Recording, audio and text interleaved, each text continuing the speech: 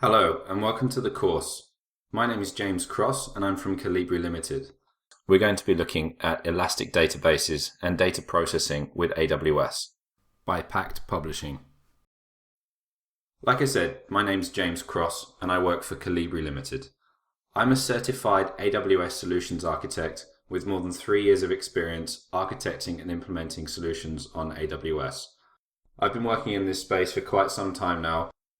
Originally working with other cloud technologies like Rackspace before moving to AWS, and I've applied the things that I've learned in a number of spaces, including with startups, with London-based banks, and more recently with my own startup. And my speciality in the context of AWS is really serverless web technologies, scalable big data applications, and predictive analytics. So let's take a look at the course overview and the things that you're going to learn on this databases and data processing with AWS. This is going to be broken down into 4 subsections. First of all, in section 1, in this section, we're going to take a look at NoSQL in the cloud. NoSQL is really a paradigm shift in databases, data structuring, and data processing, and we're going to take a look at what it is and how it compares to traditional relational database tables, as well as the AWS specific product offering, DynamoDB. In section 2, we're going to take a look at more traditional SQL databases.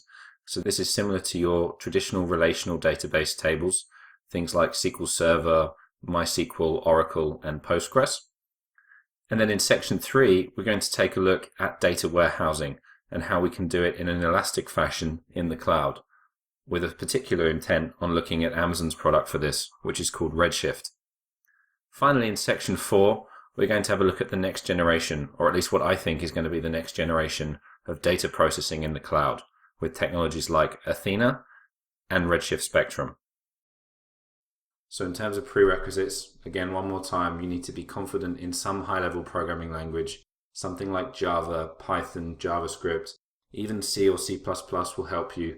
Any kind of language like that is going to be a really, really important thing for understanding what we're doing in this course. Of course, you need a computer. I'm running everything on a Mac. You'll see this tutorial is fully done on a Mac. But any other Windows or Linux PC will be absolutely fine for this course. However, it is important that you have admin or root permissions because we will be installing some software on our local computers in order to help us understand and interact with AWS. You'll also need an AWS free tier account, and in the next video I'm going to guide you through setting that up and how to create it.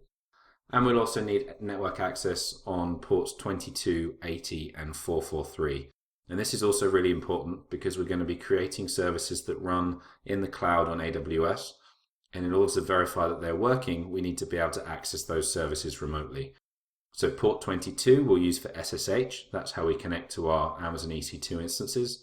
And then port 80 is for HTTP traffic, for web traffic, and 443 is for SSL-based web traffic, so secure web traffic.